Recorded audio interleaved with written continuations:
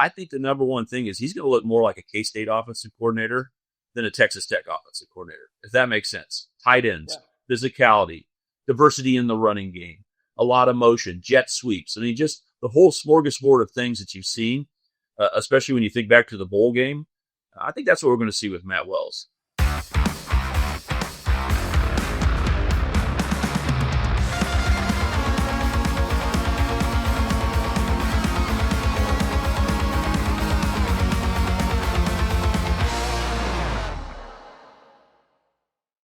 Hello and welcome to another Three Mall Pod. No John or DY today, but to fill their void, we've got a great guest on the show. It's Stan Weber, longtime color analyst for K-State football and basketball on the K-State Sports Network, is here with me today.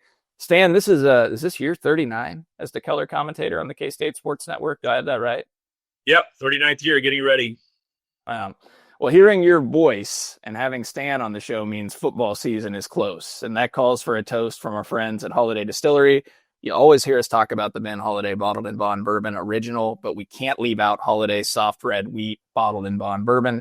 The Holiday Soft Red Wheat is the same 6-year-old bottled in bond process, but they sub in soft red winter wheat to its mash bill for a lighter, sweeter version of the classic Ben Holiday. They've got great multiple options for your palate at Holiday Distillery. Make sure you go find a bottle at your local liquor store, as they're available all over the country nowadays. So if your local liquor store doesn't have it, tell them to contact our friends at Holiday Distillery and get stocked up for K-State football season. Stan, this is the first time we've had you on the show since the 2024 season ended. So while it feels like a long time ago, let's first reflect back on 2024. What are your general thoughts and takeaways on what transpired last season? Well, I think that there were some developmental things going on. You know, with the new starting quarterback, Avery Johnson has a lot of capabilities and a lot of hype coming in, but that was his first year being the starting quarterback. And so I thought K-State had to learn and develop under him. There was a lot of positive things that happened, but then there was just that just popped up and you said, oh, how did that happen? You know, the loss to Houston obviously stands out, but the way they finished off the season kind of summarized the whole year. 9 wins, third year in a row, very hard to do. And I don't think I've seen a momentum switch in a game like I saw in the Rutgers game. After they had scored 17 straight points, we were deep into the third quarter, and K-State wasn't moving the football. Things weren't going well. And I heard a lot of people say they turned off the radio, turned off the television, and thought K-State was done. And then the defense completely shut things down. I remember saying on the broadcast, there was just a basic tackle up the middle where Rutgers had scored on 6 straight drives. After the first drive of the game, they did it, and in 6 straight drives, they scored. And all of a sudden, there was just a tackle up the middle, and Austin Moore's like, let's go. And I remember it was right in front of us, and I thought, you know, that's the kind of leadership that he showed and his team showed, and all of a sudden, the defense just shut him down from that point forward. So to see the fourth quarter where the defense just was rock solid, dominant, and K-State showed speed, ability to fight back, and I just think that's the story of the year. Chris Kleiman's teams just don't seem to ever give up. Don't get affected by what's going on around them. They lost the last game. They don't care. They go back and play. If they're having a bad game, they turn it around. And I thought it was the best microcosm. It was a fun year, exciting year, made it enticing to think about what's going to happen in the future when Avery Johnson is a second-year starter. And you see a lot of the players that are going to be playing this year and be starters played in that Rate Bowl. So to go come up with a bowl win 2 years in a row, to come back from that comeback, Rutgers is good. Greg Schiano, as a coach, hardly loses bowl games. And yet K-State down by 17 points, no momentum. Rutgers just dealing, suddenly turned this thing around and won the game. So very impressive for the year, some exciting things. But obviously there's another step forward to take care of business every game, right? I mean, don't let Arizona State come in and play better than you do. Don't let Houston come back in the fourth quarter. Just a couple of things to clean up will make K-State better in 2025. You talk about dramatic shifts in the games, Stan, and it harkens me back, and I know you remember these games well, to 1999 when K-State had those big deficits to Oklahoma State and Stillwater and Ames at Iowa State, and they went to Adam Helm. And just thinking back to those games when they were able to come back from 21 down both times to come out on top. Hey, you mentioned Avery Johnson. How big of a jump is reasonable to expect for a guy with Avery's talent who's now also armed with the experience he's accumulated? I think the jump could be big. A veteran quarterback in age, okay, third-year player, and in starts. You got to look at both of them. I think are very, very important. They add up. It's exponential. Each year you're there, you grow up and learn things. I think you look at a Will Howard, for instance. K-State fans may not think about him a lot, but he just went out and won a national championship for Ohio State. And you think about how poised he was throughout that playoff run, leading that Ohio State team who just came off a loss against Michigan. His growth, his age, his starts, they start building up, and you really start seeing the leaps forward. So I fully think it's expected for Avery to do that. I think his mindset's good. If you're worried about, hey, this kid's a fast quarterback, really able to run quickly, but not the biggest, thickest guy, well, hey, put on 16 pounds of muscle. He looks bigger and stronger, and then his speed's up to 23 miles per hour, so he didn't lose anything there. But we went into last season talking at this point, Cole, about this quarterback. Hey, how exciting is it to have a Kansas kid with all this capability and height ready to roll, in Avery Johnson, who won a bowl game in his first game the previous year against North Carolina State. Say, where are we going to go with this? Well, a lot of people were talking about his running capability at that point. And I think we were talking, saying, hey, this kid can throw. And that's what I want to point out at that point last year, 12 months ago. This is a passing quarterback who has the capability to run. I think we learned that last year. But now it's just going to be situational leadership, situational plays. Just a play here or there can make all the difference in the world. And I fully expect him to do that. He seems like he's right on track, like most quarterbacks, not just for him, but for most quarterbacks. You get in your second year starting, you have an off season to evaluate. It makes a big difference. And now he's a junior. He understands really what's going on. I think that he has not been affected by different play callers. You think about it, this is his third season with a different play caller. But Matt Wells will fit in very, very well because that's the guy he's talking to every day as the quarterback coach last year. There's a real comfort level for a quarterback to be able to sit there and compare notes with the quarterback coach, who then is the offensive coordinator and play caller as well. So there's a lot of growth and reason why that the team will need to improve. But, yeah, I fully expect Avery to take a giant step forward. It's not easy to be a first-year starter. Well, I can't imagine all the hype. I mean, when I played, there wasn't that kind of hype. When everyone expects it to be easy, when it's not, I think that's pretty amazing. So, just clean up a couple of plays. How about that BYU? 3 or 4 minutes of play. Houston just right at the end of the ball game. I'm kind of thinking back to 24 now and the missed opportunities. But yeah, I think Avery's going to be very, very good and ready to take a giant step forward. Yeah, I mean, as we've been preparing for the 2025 season, Stan, we look back at the 4 losses that K-State had last year, and it's remarkable just how much they shot themselves in the foot, in games that they could have controlled and won. You think about the Houston game, the BYU game, et cetera, and, they lost the turnover margin 10-2 in their 4 losses last year, and they were +9 in turnover margin in their 8 wins versus FBS opponents. So, yeah, it was just a litany of mistakes and errors that were costly. Special teams wasn't at its usual, high level of success. The kicking game was pretty good from Tennant, but snapping issues, et cetera. So, hey, you mentioned Matt Wells. So I wanted to ask you this eventually in the show. You already mentioned it, so I want to hit on it. I want your perspective here. You played quarterback at K-State. So Matt Wells was the quarterback coach last year, but now he's the guy that's calling the plays in addition to being the QB coach. Avery Johnson, Coach Kleiman, they both mentioned at Big 12 Media Days how impactful that is. From your viewpoint, how significant is it in a quarterback's development like Avery's to have a guy who's in your ear every play, communicating to you, meeting with you every day in the quarterback's room, to now also be the guy who's calling the plays? Well, when there's change, I think that is a big advantage, but let's don't disrespect where we've come from. I don't want to have this turn out to be cut up and put in the wrong perspective. Connor Riley did a great job as a K-State coach, one of the best offensive line coaches in the country.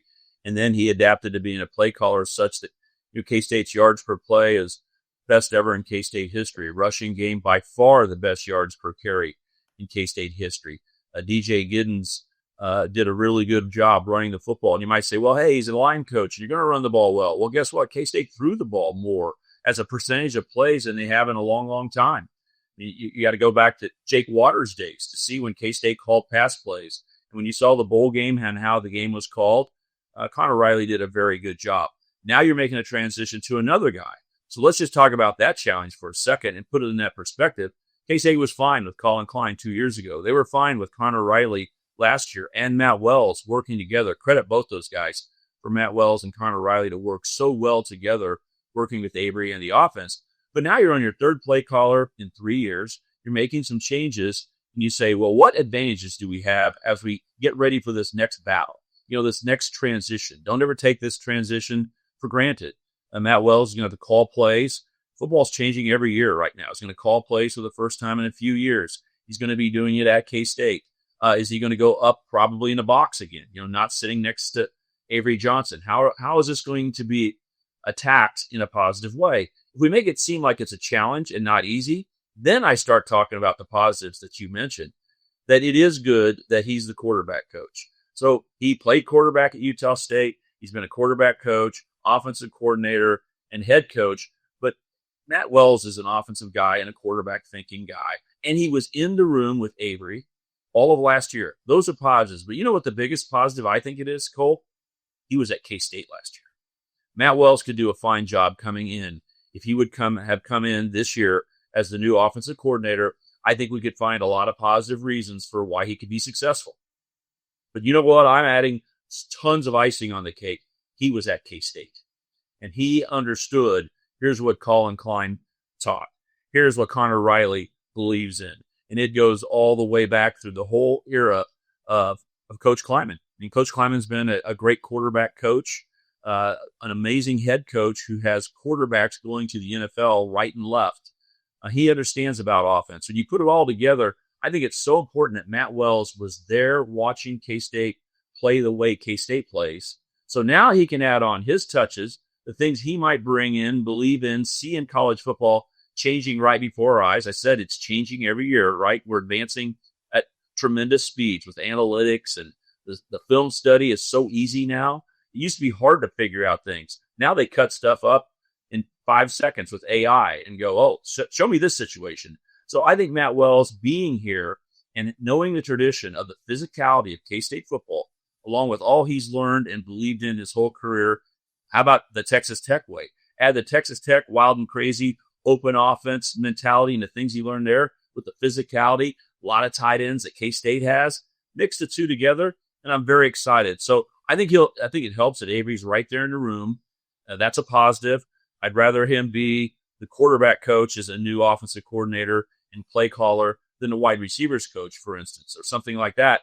But yeah, I think it's all coming together very, very well. But that year, Cole, I do not want to underestimate how that year at K-State with Avery, with all the quarterbacks, with Coach Kleiman, with K-State football, the whole environment and the way we do things, Matt Wells is going to be everything that is K-State, plus the other things he brings in. So that makes it a big positive. Well, and you've watched Matt Wells coached offenses before, and this is a hard question to answer because the game is evolving, to your point. But like, what stylistic differences do you maybe envision at a high level from a Matt Wells offense? Well, I don't know yet because I think what we're going to see is what works. As I evaluate things, what is the strongest part of K-State football right now? What room is the strongest? Tight ends. Okay, there are many rosters around the country, all the way to the NFL, that have no tight ends. They don't care about tight ends in college football. It's like, give me wide receiver after wide receiver and then a fast running back who plays like a wide receiver, and let's spread things out and throw the ball. Look at K-State. K-State's going to utilize tight ends to get matchup problems all over the place. So I don't know exactly where we're going to go because you can't go to Matt Wells 8 years ago or 10 years ago or look at what he did at Utah State or what he believed in at Texas Tech and say that's what we're going to do. They're going to play to the talent level that K-State has. And just go back to the bowl game. If you say, well, K-State dives the ball up the middle. I kind of chuckled when I heard people say, well, it's just DJ Giddens up the middle. And I go, no, that is not what K-State's doing. It's intricate offense, multiple tight ends, a lot of good passing games. Not a ton of quarterback run last year, right? I mean, that was not a normal part of the offense. There's more scrambles by Avery Johnson for successful runs. But you look at all the things that are available, and I just wonder where Matt Wells is going to go. And I think he's going to learn about this K-State team and find his way. It'll be a learning process early in the year. And guess what? It starts out with hard games. You don't get to have a schedule like Missouri has where, you just kind of ease into things and have a ton of home games. You got to get rolling with Iowa State right away. But I think that he'll obviously love a few passing concepts that maybe we haven't seen a lot of, things that he thinks that works and has in his past. But other than that, I think the number one thing is he's going to look more like a K-State offensive coordinator than a Texas Tech offensive coordinator, if that makes sense. Tight ends, physicality, diversity in the running game, a lot of motion, jet sweeps. I mean, just the whole smorgasbord of things that you've seen, especially when you think back to the bowl game. I think that's what we're going to see with Matt Wells. Looking for tickets for your next event? Tickets for Less is your number one source. Save big on every purchase when you use promo code KCSN at ticketsforless.com. I'm BJ Kissel, founder and CEO of KC Sports Network. Emprise Bank has been with us from the beginning. They were our first network partner, and they believed in the vision of what we were building from the start. I can't speak to any other banks or companies and how they operate, but I can tell you from personal experience and based on the growth of the network you're listening to right now, that if you have banking needs, call our friends at Emprise Bank. We've worked with so many great people there over the years, from Vicky and Aggie to Andrea, Lori, Jackie, Deb, and Aaron, and not to mention so many others that not just supported KC Sports Network, but supported our KCSN Foundation as well. But the best thing that I know is that if I have a question or a problem, no matter how dumb the question is, I know who I'm going to call and who I'm going to talk to, and I know that I'm getting an answer from someone that I can trust, and I know that person is there to help us. That's why Emprise Bank has always been and continues to be our partner in Possible, and they can be yours too. You just have to reach out. If you have a banking need, whether it's business or personal, hit me up. I will connect you directly with the same people that have helped us build KCSN, and that's our friends at Emprise Bank. Folks, there's nothing that beats relaxing on a hot summer day and watching some baseball. And there's no simpler way to get in on the action than by downloading the Pick 6 app from DraftKings. It's crazy simple. Just pick more or less on the stats for two or more of your favorite players, and boom, you're in the mix for big cash prizes. And the best part, Pick 6 is available right here in Missouri. Don't miss out on the fun. Don't settle for a smaller payout. Switch to Pick 6, and right now, new customers can get $25 in bonus picks with their first deposit of $5. Here's what you got to do. Download the DraftKings Pick 6 app now and use code KCSN. That's code KCSN for new customers to get $25 in bonus picks with their first deposit of $5. Better payouts, bigger wins, only with Pick 6 from DraftKings. The crown is yours. Gambling problem? Call 1-800-GAMBLER. Must be 18 plus. Age and eligibility restrictions vary by jurisdiction. Void where prohibited. New customers only. Minimum $5 deposit. Bonus picks expire 168 hours after issuance. For additional terms and responsible gaming resources, see pick6.draftkings.com/promos. I want to, before we shift to the offensive line discussion, Connor Riley and all of that, Stan, I want to circle back to Avery because I want your perspective on here and see if my position, if you think it's incorrect.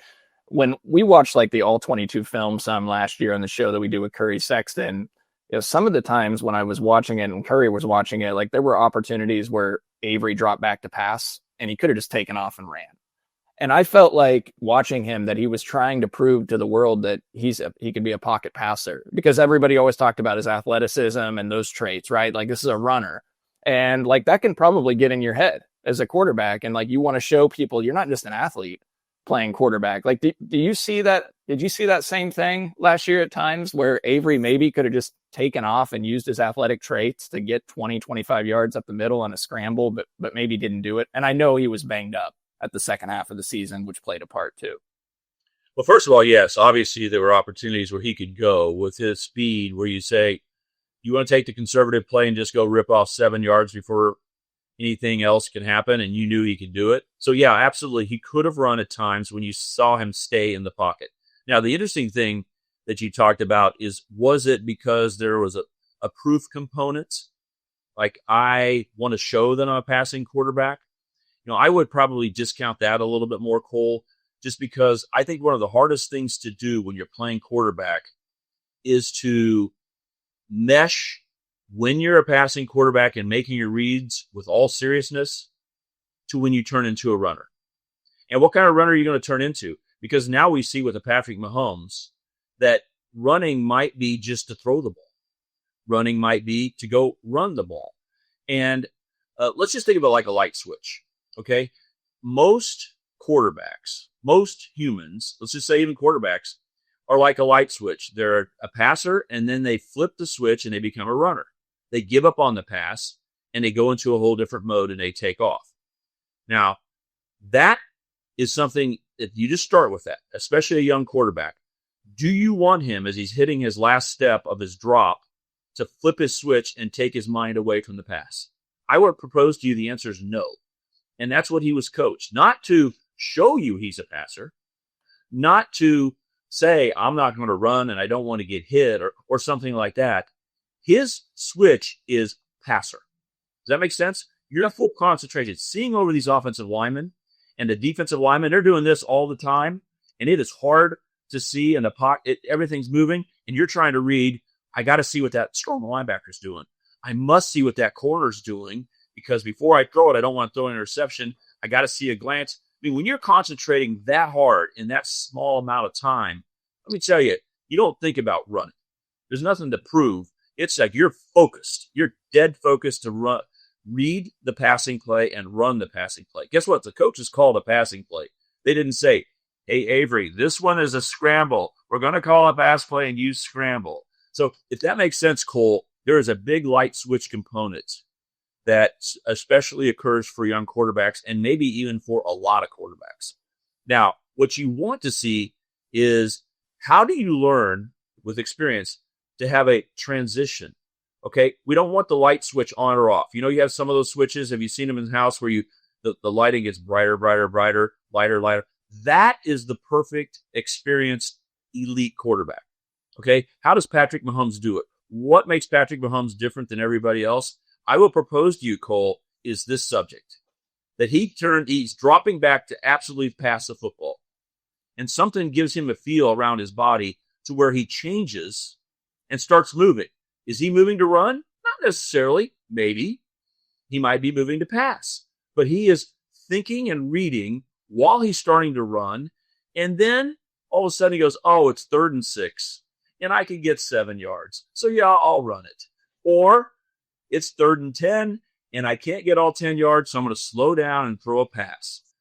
That kind of excellence, and we're talking about the elite of all elite, right?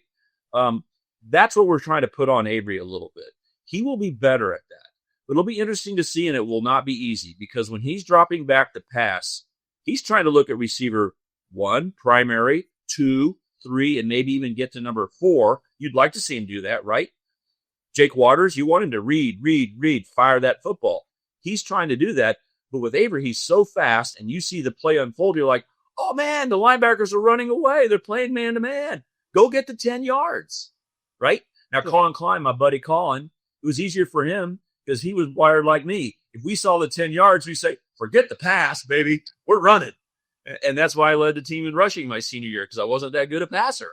But I would flip the switch fast. And Colin would flip that switch fast because he would say, oh, it's 2nd and 8. I'm going to go get 9 yards. Well, what about the 15-yard pass that's open or the 30-yard pass that's open? Well, Colin and I would go, we're not sure we'd pass it that accurately anyway. Let's go get that first down. See, Avery's going to have this give and take. Like, how much can he hurt you running? How much can he hurt you passing? But the more, watch for this, Cole, the more you see him able to go up and down rather than flipping switches, the more elite quarterback he'll end up being, if that makes sense. Yeah, it does. And look, it's easy for me to sit there and watch from an aerial view on replay all 22 and say, wow, that's wide open. But recognizing the game, bodies flying around and the speed of the game, and you're down on the playing field and can't visually see everything that I can see when I look at the all 22 after the fact. So I'm just telling you, it's not inappropriate for you to say, man, you could have ran for that. You could have hurt him with a run right there. Why didn't you just go? I have no problem with that. All 22 are right when it's happening, but we don't want him to drop back and just start tucking the ball every time and running. Then they'll just spy him. His brain cannot function that way. Just if that makes sense. When a play call is a passing play, he must think as a passer for as long as he possibly can and give up that chance to run. So when does it switch back and forth? How quickly can he go? I'd rather see him run a little bit more. If it's 3rd and 5, go get it. If it's 2nd and 5, stay back there and all day and pass. He doesn't get sacked. It's not bad for him to hold the ball. Does that make sense? Yep.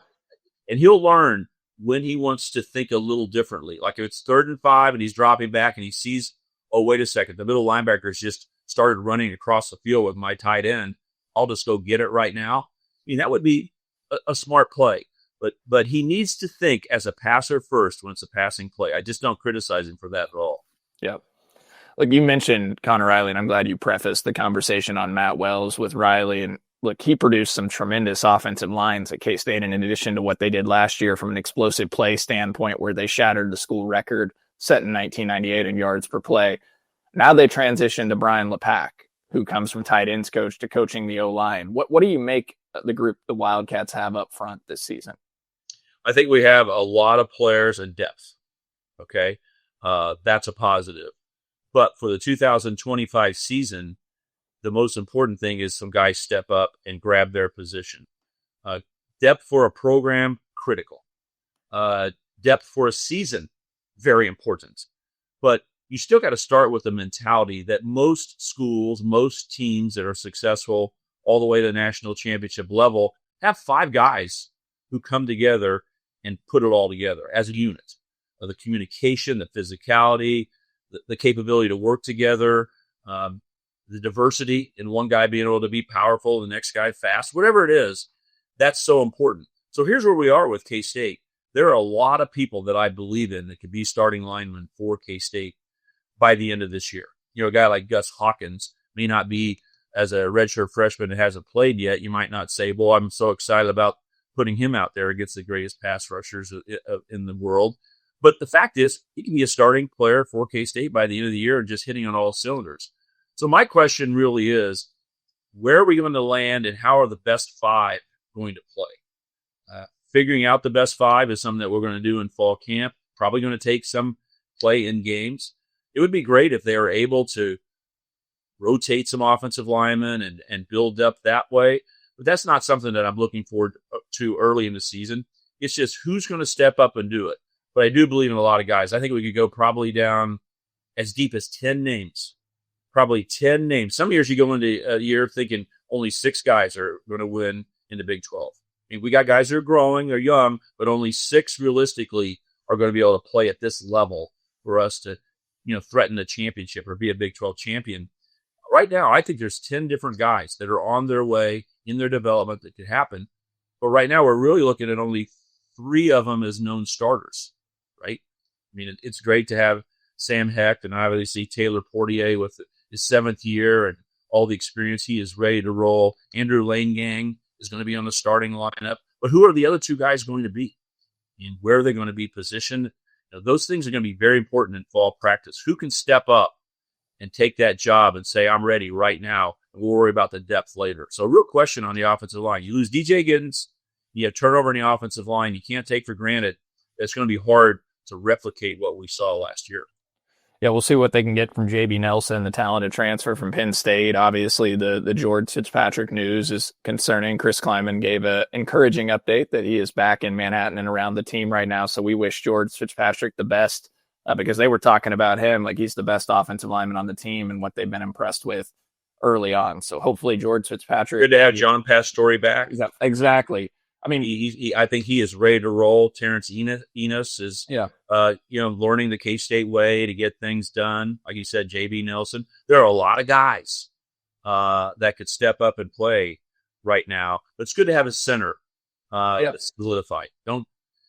Left tackle, we always talk about that, especially in the pros, maybe more in college. Like, well, you better have a left tackle. But to me, having a starting center, because the center is working in 2 directions. He's working in the shotgun with the quarterback. That connectivity's got to be there all the time and be on the same page. What blitzes are we expecting? What blocking scheme? Did you change the blocking scheme? The quarterback might do that. And then the communication down the line from the center. So as you make that T, having a center that knows what he's doing is really good is so important. So that makes me really happy about where we're starting. It's a great call out. I mean, having a guy there that's a veteran player in Sam Heck that's doing the communicating up front and making sure everybody's aligned properly and knowing what they're doing. It's a huge part. And John Pastore, look, I've been excited about John Pastore since the day he arrived on campus, Stan. I mean, it was a heck of a recruiting win that K-State did there. He's a talented kid. If he can stay healthy, he's one of the most important players on this offensive line coming into this year. So looking forward to seeing what he can do, and we'll stay on the subject kind of the offensive line here, but K-State's obviously been fortunate to have two guys in Deuce Vaughn and DJ Giddens rush for at least 1,200 yards in each of the past 4 seasons, which is incredible. And last season, you mentioned it, Sam, K-State rushed for a school record 6.1 yards per rush. They absolutely shattered the previous single season yards per carry mark of 5.27, which was set in 2016. In fact, 4 of the top 9 single season yards per carry averages by a K-State team have occurred since 2021 under Connor Riley and Chris Kleiman. You called DJ Giddens on this show last year at this time the most underrated player in college football, and he ended up breaking Darren Sproul's single-season yards per carry average of 6.49 and finished second on the career charts in yards per carry in K-State history. So there's a lot of shoes to fill there. Like, how do you feel about K-State's ability to fulfill those shoes with a Dylan Edwards and a Joe Jackson type? I'm happy that I like how Joe Jackson plays football. He hasn't had a lot of experience, but we've seen, let's just talk about NFL draft picks. Defensive tackles and running backs make the transitions from college football to the pros most easily. Okay. Defensive tackles, because there's very little strategic difference learning the NFL playbook, right? It's still pretty much just beat that guy right in front of you, the center of the guard. And so if they're good, they go. Running backs, there's such a natural component to this. There's all kinds of details of how they have blitz pickups and intricate running schemes. And, it's complicated. Football is more complicated. But the fact is, excellence in the running back is a lot about being natural. You either have it or you don't. And I happen to believe that in the subset that I've seen, the sample size that I've seen of Joe Jackson, that he runs the ball the way that you do when you're an effective college football player. And that basically means, Cole, get upfield. Don't dance. Can you make the first guy not necessarily miss, but just glance? A glancing blow means you gain 4 or 5 yards. A square shot means you gain 1. It's all the difference in the world. So I think he is going to be the big component. I think Dylan Edwards will give you everything that you would expect. Explosive plays, unbelievable speed. He can run inside and outside. We're not scared to run little guys out the middle. I mean, Deuce Vaughn was one of the smallest players in college football history. In K-State ran right up the middle with him. So I'm not worried about Dylan not running the full playbook. I'm not just making him an outside edge speed guy. Don't think that in those terms. But he can't take every down. He can't take the hits all year long. DJ Giddens is a warrior. It's unbelievable the physicality that he could take and still play. So I think this is going to have to be complement football. And you want to keep Dylan Edwards at the 23 miles per hour, right? You don't want game 6 or 7 for him to hit so much that he's grinding his way out there to play, fighting like crazy with adrenaline and doing a good job, but not have that extra pep in his step. So I think that Chris Kleiman is as good as any coach in the country about understanding that. So he's got to have help. Now, can Devon Rice also help out? That's a real question mark because he seems to have some capability. But he and Joe, those two guys are not proven. If they step up and play to the capability it appears that they have, then we're going to be very good at running back again. But it's going to be a 3-pronged deal with Dylan Edwards just attacking teams from every spot on the field. He'll be playing wide receiver and being in motion for a jet sweep. You don't have to have wide receivers run jet sweeps when you have Dylan Edwards doing it. He can line up with a tight end or fullback in front of him and run right up the middle.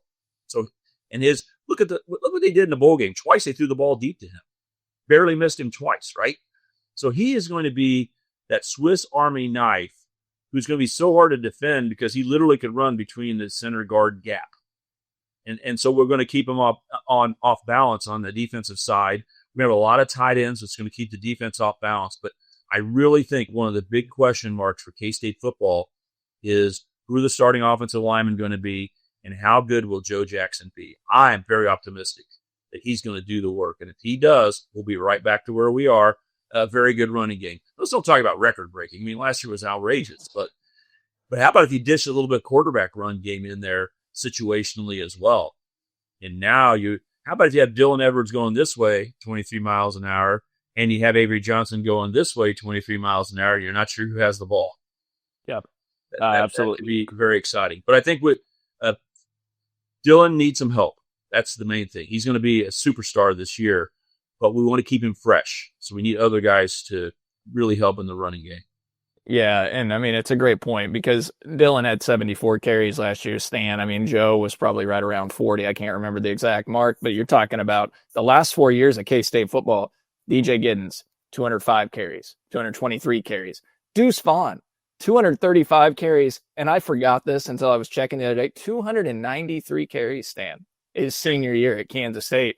And people might look at Deuce Vaughn's size and say, well, Dylan Edwards, he's a smaller kid. Like, he can handle 200 plus, but like Deuce was just different. And like his ability with his elusiveness to avoid the big hit too, and just the power that he had as a smaller back, just remarkable. So can K-State have a guy that, carries it 200 times? I don't know if that's the case. Like, it just might be by committee this year. Most teams don't nowadays. Yeah. It's not like we're talking about a negative here that we've got to get away from something that we've established over the last few years.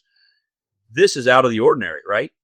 Most teams, college, pro, are using multiple running backs. It's just a core thing. You look at the national championship teams and Georgia's, rotating running backs in a couple years ago. So it's not a problem. This is not a problem. It's just a different way to skin the cat. But I don't think we can put that kind of pressure on Dylan and expect him to be as fast as he should be. I mean, the explosive play where he barely outruns somebody, go back to the bowl game. He could have been pushed out of bounds for a 30-yard gain, and all we would have been doing is jumping up and down saying, man, that's great.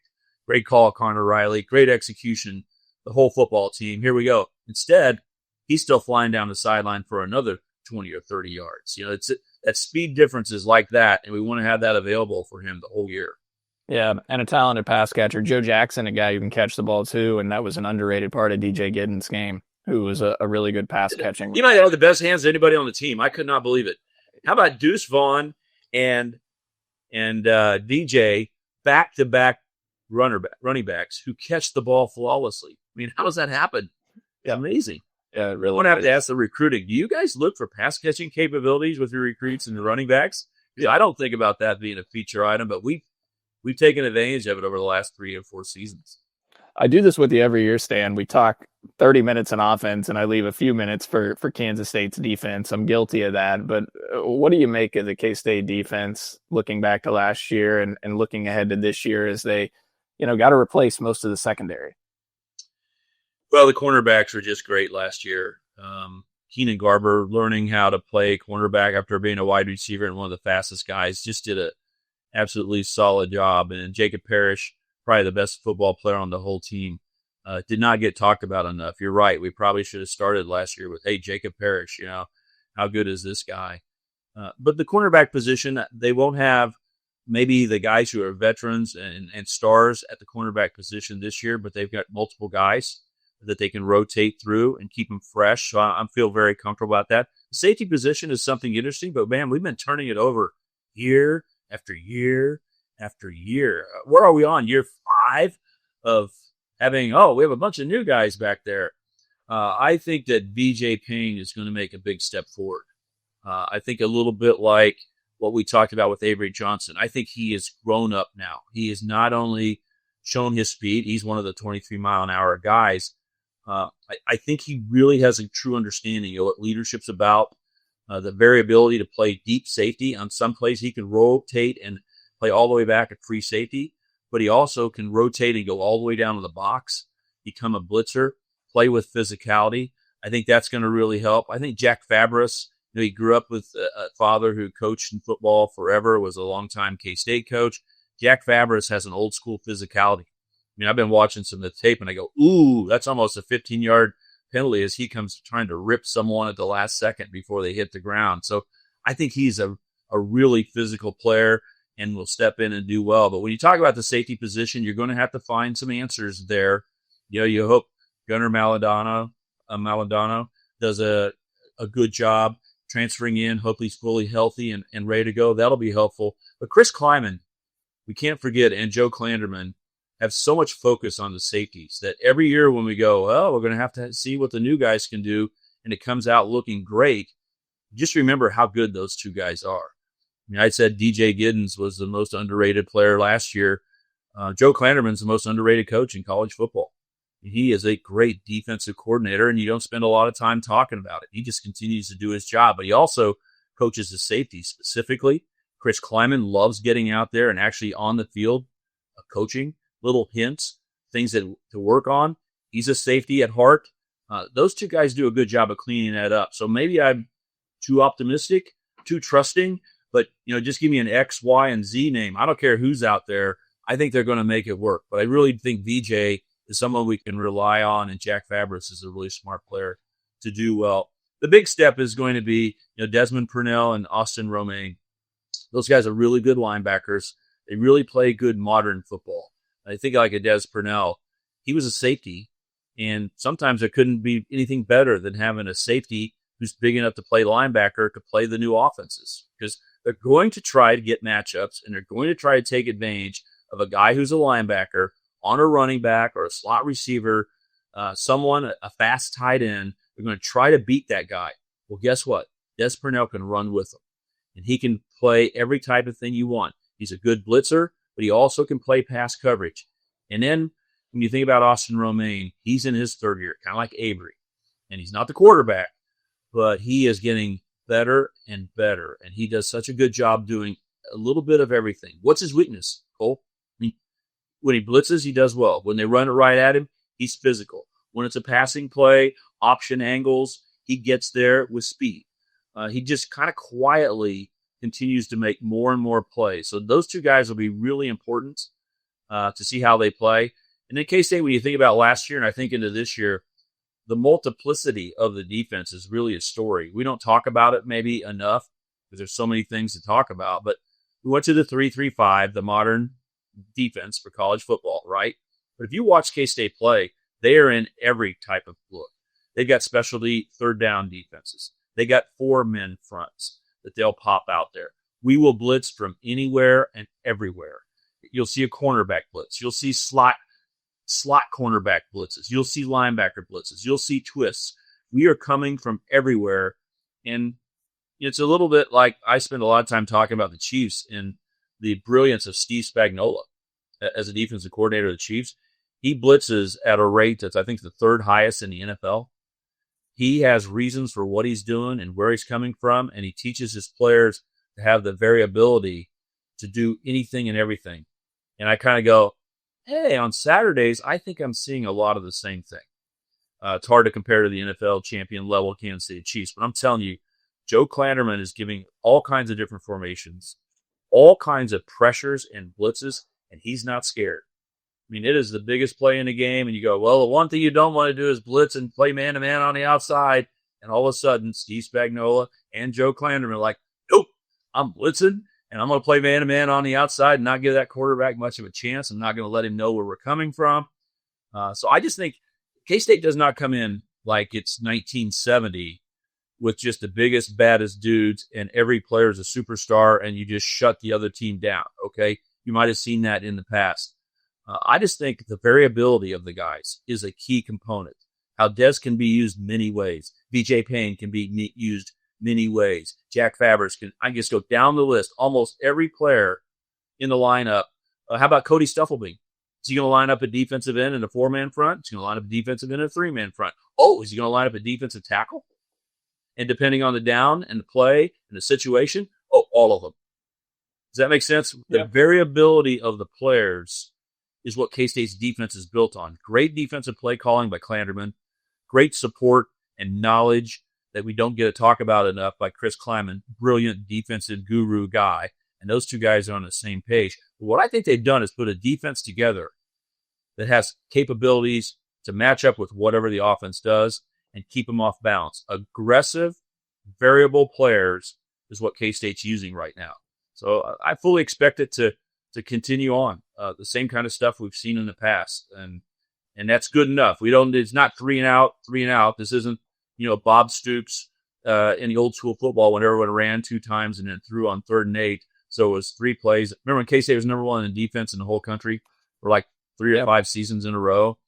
I remember Bob Stoops just screaming and yelling. If the other team got 1 first down, I could hear him in the booth next door, and he was going crazy. What's wrong?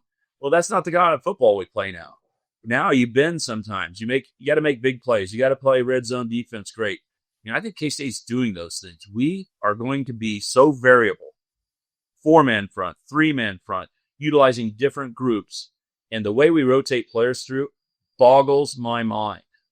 I am used to it, but I've never seen a coaching staff in my whole life that trusts the depth of a defense like K-State does. I have never seen it where they seriously trust. What's the number? You got 11 starters, 19 at least. They are indifferent if like any of 19 different players are on the field. They don't care. They teach them to be ready. Everyone's locked in. You know how much more attention is paid in the meeting rooms when you think you're really going to play? And if you're a third string guy, you think I might be getting in the game. Go back and watch the bowl tape, Cole. Yeah. Look how many guys that are supposedly backups were playing out there in critical situations against Rutgers when we shut them down completely in the fourth quarter. It was like they were giving us a preview of this year's team. It was like a spring game. Like, what's Zajon Rich doing out there? McIntosh. Those guys are playing down after down after down. So I'm really high on the philosophy and strategy and type of defense we're playing. And it's really surprising to me because I've never seen anybody else do it. I'm thinking the Chiefs, who have a minimal roster, but Steve Spagnuolo, what he does is probably closer to how K-State plays defense than anything I could say.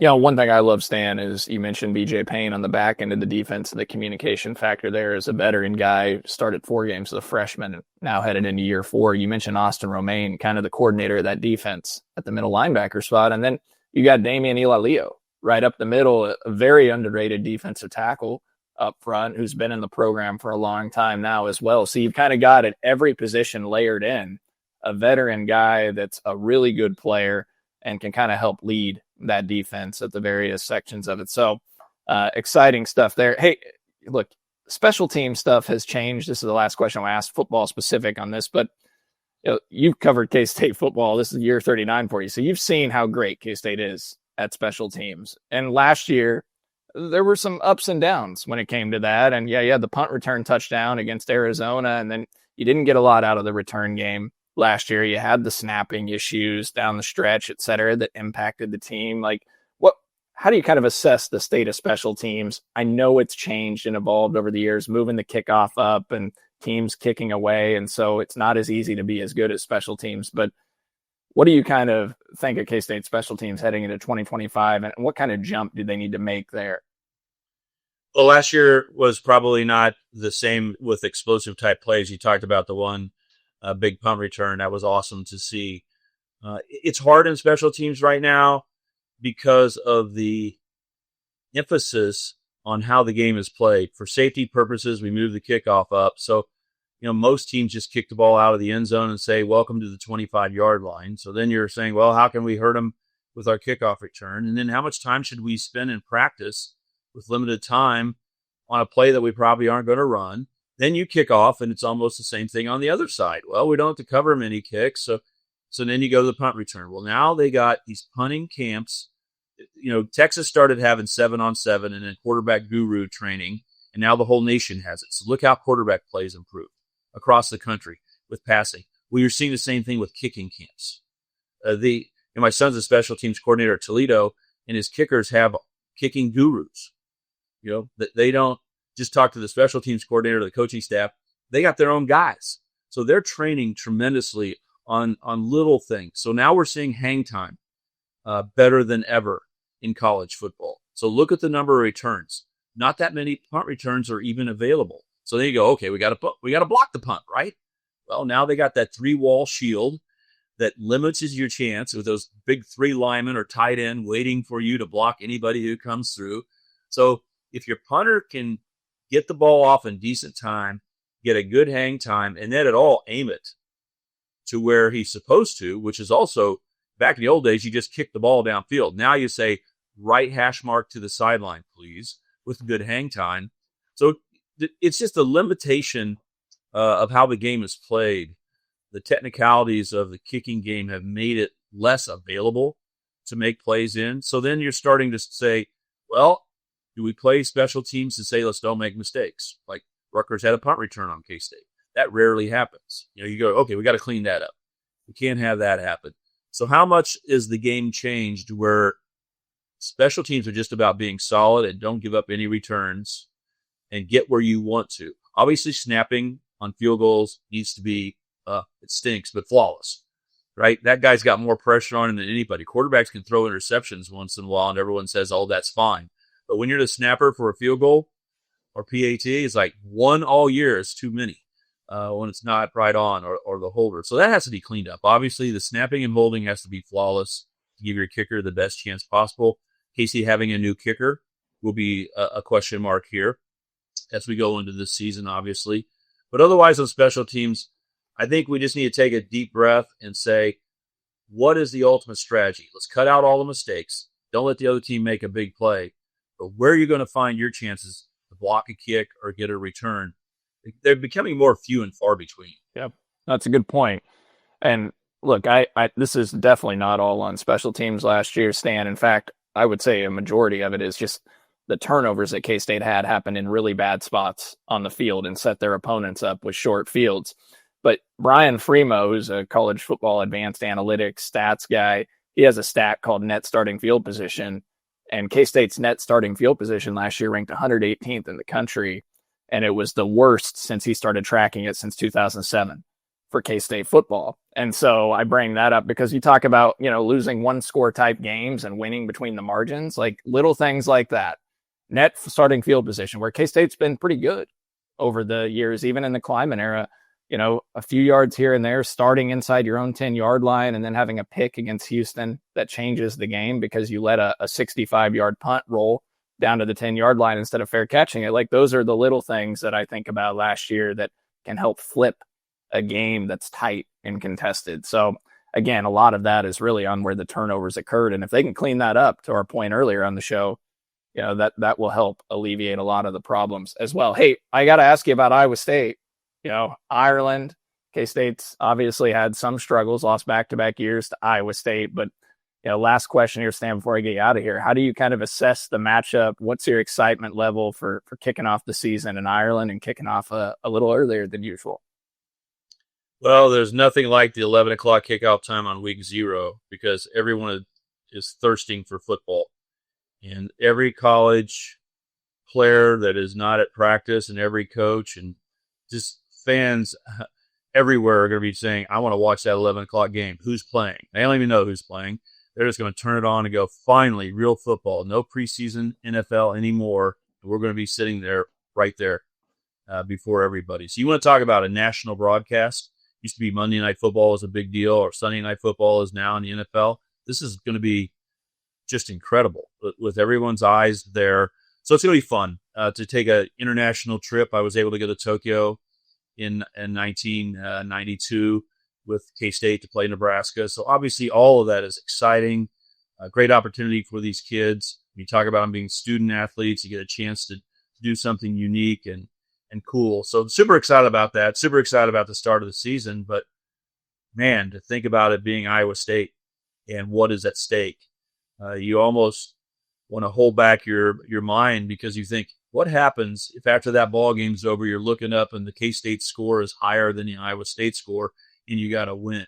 How good will you feel about giving your fans and yourself this opportunity, going on a national stage and beating someone as important as Iowa State, who's won against K-State 4 of the last 5 times? And it's really hard to match up with their 3-3-5. They really invented it, and we still don't know the intricacies of some of the things they do. They execute it so well. It's never easy for K-State's offense to go against that defense. It's like pulling teeth. Just drive down the field against them is hard business. So, the key thing on the other side is the fans do matter. Social media does matter. The mindset, the podcasts, there's just so much information flowing differently than before. And those players' phones are like right in front of their face until they're practicing, right? I mean, it's hard to keep the phones away from them. I just point out to everybody who roots for K-State, there really needs to be a preparation period for you over the next couple of weeks as you get ready to start the season to how you're going to handle if K-State loses the first game, because you cannot take away any of the enthusiasm that you should have for the year. The season is not over. It's just starting. There are 2 teams that make the Big 12 championship game. And Arizona State lost to Cincinnati early. And they didn't blink an eye, and they just continued on. Bouncing back, if we were to lose that first game, is the thing that you got to be mentally tough about.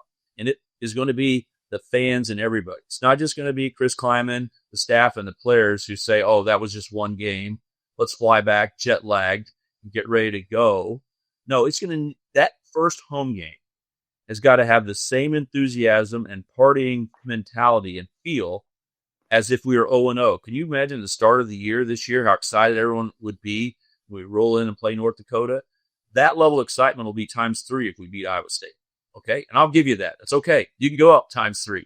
But what you can't do is go to 75% as enthusiastic when North Dakota is warming up out there. Does that make sense? When you get right back to Bill Snyder Family Stadium, and the week before that, all the messaging and the mentality, we've got to be just as excited about the season as if that game had no effect on anything we're going to do. We got 6 home games. We need to get to work. We need to get to Lawrence and get to work. That's going to be hard. I mean, you got Army coming in. You got Arizona on the road as a non-conference game. There's so much season to play, and you could still be a national champion, Big 12 champion. Everything's still in play, even if you lose to Iowa State. So I just want to prepare everybody for that.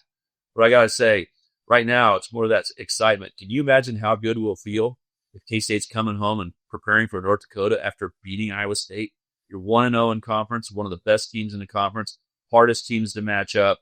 And, oh, by the way, we like beating Iowa State. For everyone who was in Ireland and saw an Iowa State fan and shook hands, it's like, I want to win. So super excitement. But what we got to do, Cole, is you got to cut off, like in baseball. It's baseball season, right?